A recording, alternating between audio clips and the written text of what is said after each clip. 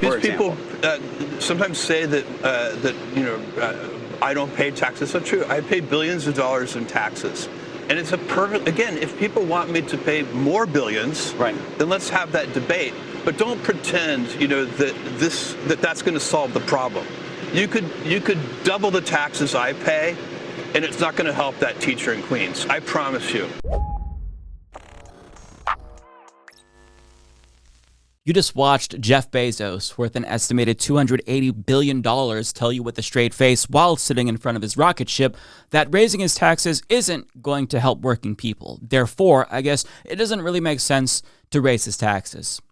Now, that sounds absurd, but he's not technically wrong because his salary is only a measly $80,000 per year, although it does come with an additional $1.8 million in perks. But in theory, a few of you watching might actually have a higher annual salary than Jeff Bezos, and we couldn't solve all of the country's problems if we doubled your taxes, so it logically follows that we probably couldn't solve many problems if we doubled Jeff Bezos' taxes as well, since he only makes $80,000 per year. Checkmate, peasants. I guess that means there's nothing we can do to improve society. So sad.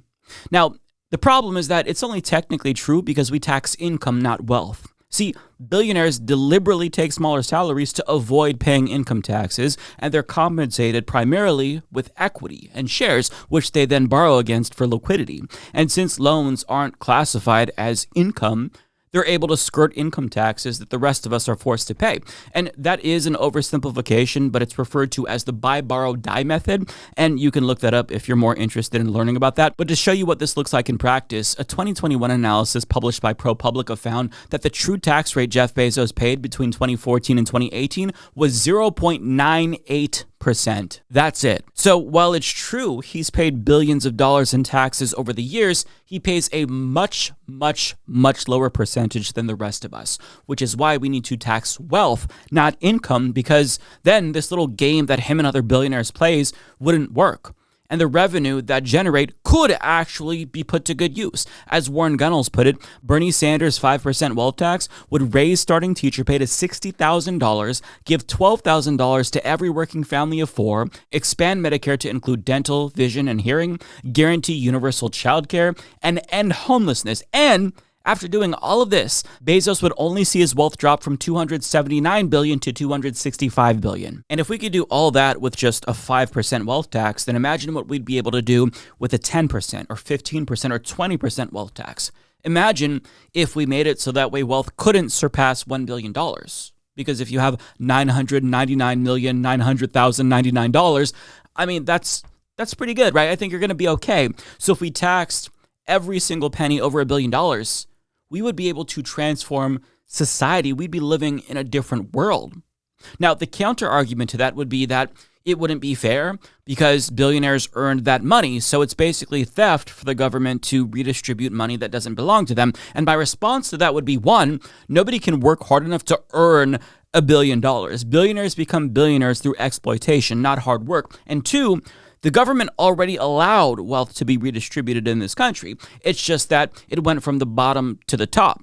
And to show you what I mean, take a look at the gap between productivity and pay between 1948 and 2025. As you can see, even though productivity continued to grow decade after decade, workers weren't proportionally compensated, even though their labor continued to increase the revenue and profits for the companies that they work for. So where did the surplus value that their labor created go?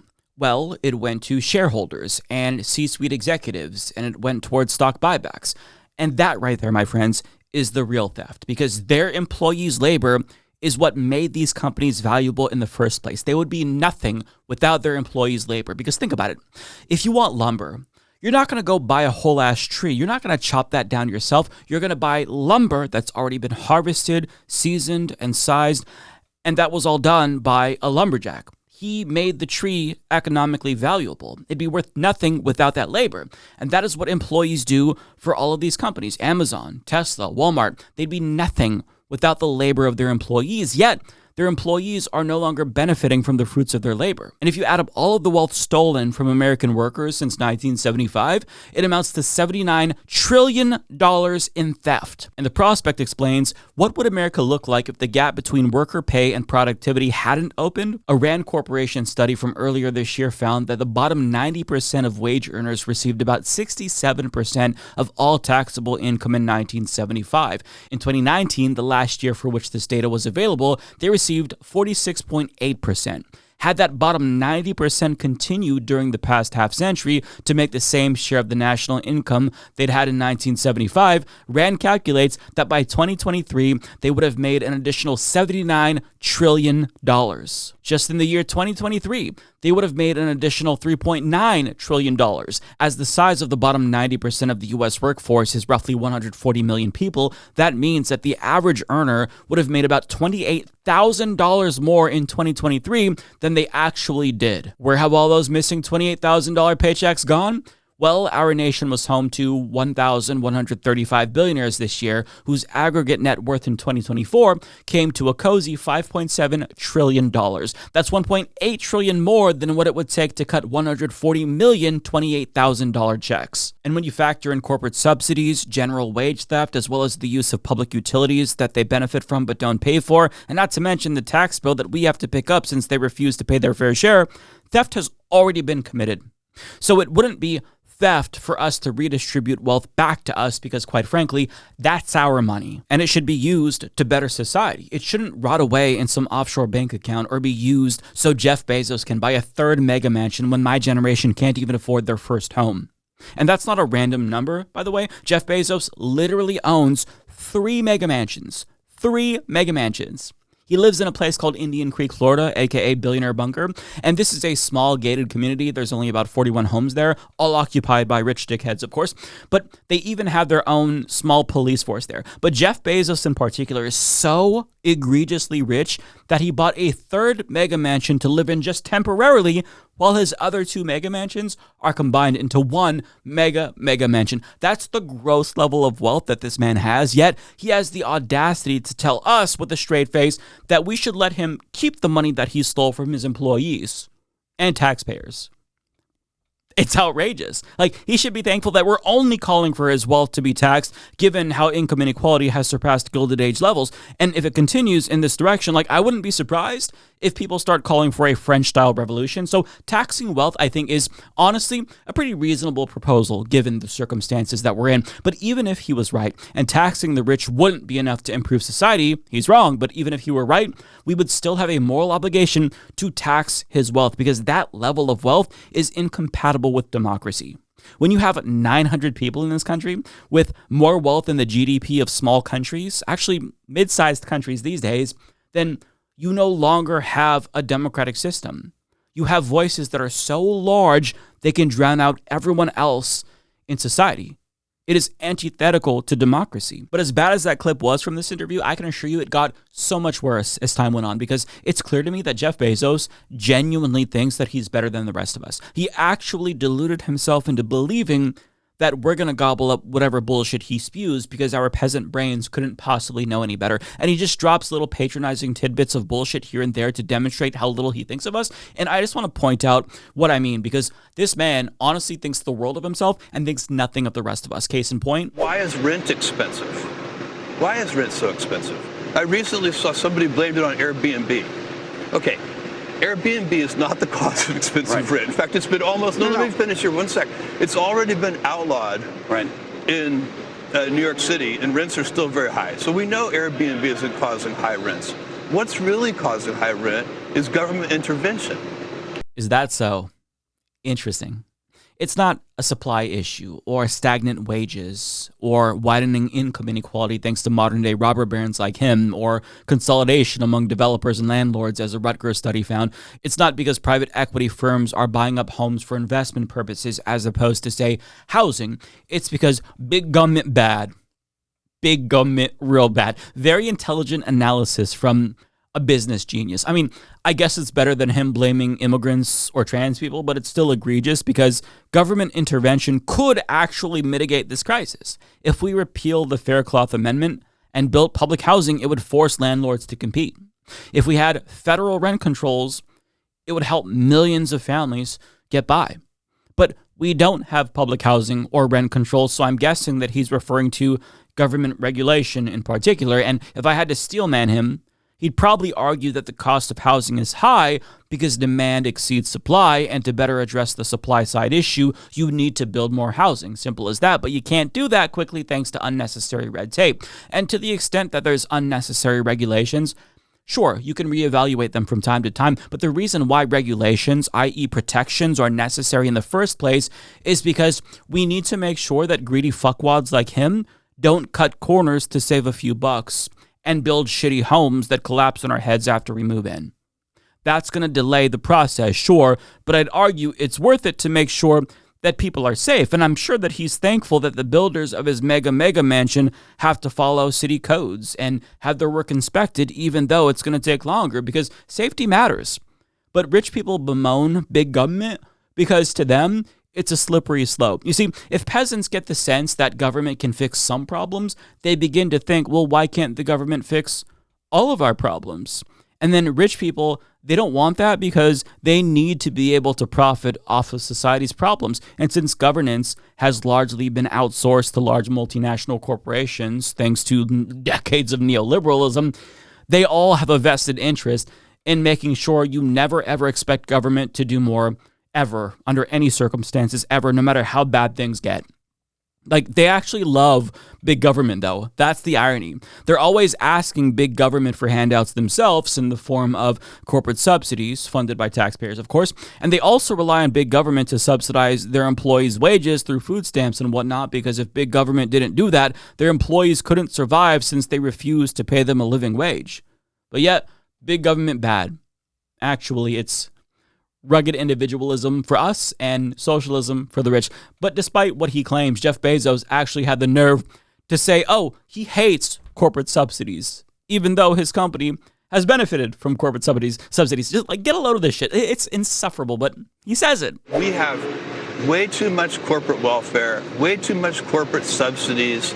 We have, there's way too much influence in politics from business, in some cases, wealthy people who really focus on that, unions. There's a bunch of people interfering in the political process. And if we can make that better, we should do that too. He makes this claim while sitting in front of his rocket ship, which was built in part thanks to tens of millions of dollars in taxpayer subsidies. He bemoans money in politics, yet his company spends nearly $20 million a year on lobbying, specifically to get those corporate subsidies in the first place and to make sure that there's never any new laws that'll benefit his employees or make it easier for them to unionize. And I love how he threw in unions as if they have as big of a say in politics as corporations. Mind you, he says this after going out of his way to crush unions because, again, he's a greedy prick who refuses to pay his employees what they're worth. And he knows collective bargaining would even the playing field a little bit, but he can't have that.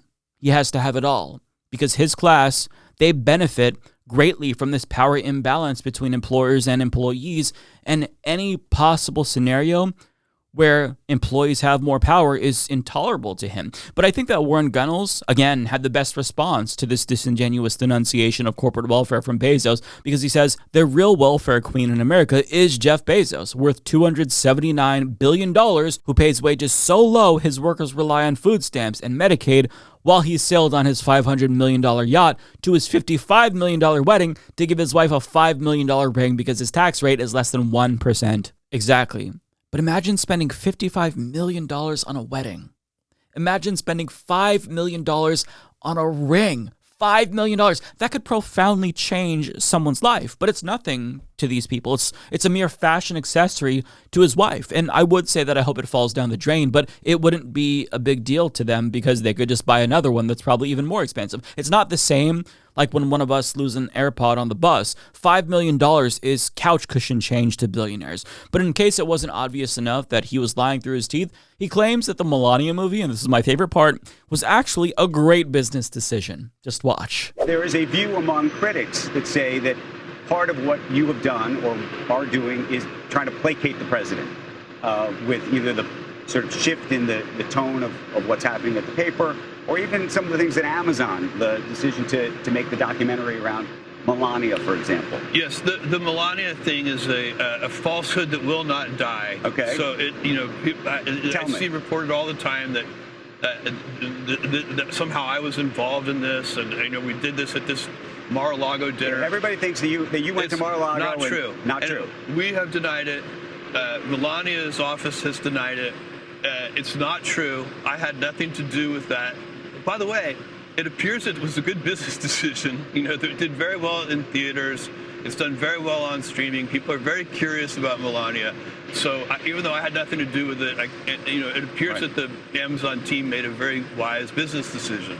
But no, this idea that that somehow that is a way of buying influence is just not correct. He is so full of shit, it's coming out of his ears. You could practically smell it from across the country. Mediaite reports, quote, the film's reported $40 million production budget plus another $35 million in marketing had many scratching their heads as documentaries rarely come attached with such high budgets. The movie grossed just over $16 million worldwide in theaters and is now streaming on Amazon's Prime service. In other words, you lost $59 million on this dumbass movie. So either you're the worst businessman ever, which further illustrates that billionaires aren't the geniuses they want us to believe they are, or you actually think we're this fucking stupid. He didn't notice, I guess, that the president responds to favors and flattery. It's that he genuinely thought that people would be fascinated by a documentary about Melania fucking Trump. Give me a break. If he believes that, I've got a movie to pitch to him about a sentient fart. I think it would literally do better than the Melania movie, and I'm not joking about that. But I mean, this is how little they think of you. We're lesser beings to them. The way that we view insects is the way that he views us. He probably thinks that he could piss on us and convince us it's raining, because if he thinks this low-effort gaslighting is persuasive, then I struggle to find anything he thinks we wouldn't fall for. But if all of this wasn't enough, he also threw in some Trump dick riding for good measure in the interview, because of course. When I last interviewed you, it was about 2 years ago, President Trump had just won. He was not the president yet. And I'd asked you what you thought of him at the time. And you said that you thought that he had mellowed, that he was calmer. Yeah. And I'm curious now, here we are. Yeah, I still think that. 2 years later, we've had lots of we have wars and tariffs and all sorts of things that have happened since then. What do you think? I think he has. I mean, I'm comparing him to his first term. Yeah. And I think he is a more mature, more disciplined version of himself than he was in his first term. And, so he's, again, I've worked with all the presidents. I will work with all the presidents, and I hope to do that going forward if they'll have me. But we need our business leaders to provide input into the administration, regardless of who the president is. I'm not on the side. Yep. You know what? I'm on the side of America. Sure. Me too, buddy. And look, I'm well aware of the fact that he was speaking to an audience of one, but regardless, it's still astonishing to see someone who fashions himself as a genius say that shit with a straight face. Trump is more unhinged than he's ever been. He destroyed this fucking country. He has accelerated the decline of the American empire and caused unfathomable pain and suffering on a global scale. He turned our illiberal semi-democracy into a full-blown competitive authoritarian regime. But to Jeff Bezos, he sees all of this and says, actually, that looks like a sign that Donald Trump has matured. I mean, just cut the shit and tell him what you want. Do you want more subsidies, more deregulation, more tax cuts? Because the patronizing bullshit is just insulting at this point. And even though these billionaires all have God complexes and apparently think that we're fucking stupid, the last half decade has made it abundantly clear that they might actually be the biggest dumbasses in the country. Like, seriously. Sure, they managed to turn generational wealth into billions and figured out how to legally steal from their employees and rig the tax code against us, but knowing how to make money doesn't automatically make you intelligent, and it sure as shit doesn't make up for the lack of basic common sense. I mean, just look at Elon Musk. Does anyone still think that this man is a genius? Does anyone think that these billionaires are as savvy as they say they are when they're inadvertently making people want to form pitchfork mobs to come after them? Like, when you see an angry crowd of hungry peasants, is it more wise to convince them that there's nothing that can be done about their situation while you peruse around in your $500 million yacht with your wife who has a $5 million ring? No, the wiser thing to do would be to shut the fuck up, but they just can't help themselves. In leaked audio, Mark Zuckerberg told the employees he's been exploiting that he's been using them to train the AI that'll soon replace them. And a few weeks ago, billionaire Stephen Roth claimed that the tax the rich slogan was as offensive to him as racial slurs. Because yes, the people who have all the money and power in the world, they're the real victims. You might as well tattoo "eat me" on your fucking foreheads at this point because you're doing our work for us. And I really don't feel like I have to do much to convince people that our system is rotten to the core when billionaires are basically telling everyone that they have to die poor and shut the fuck up about it so that way they can buy more mansions and yachts. Like, that says more about our system than I ever could. So as insufferable as it is to see rich pricks like him lie through their teeth, I hope that they keep talking, honestly, because at this point, I don't think it's a stretch to say that they really are their own biggest enemies. Billionaires are unwittingly turning more people into socialists than anyone else. So do more interviews, Jeff, because they're going great.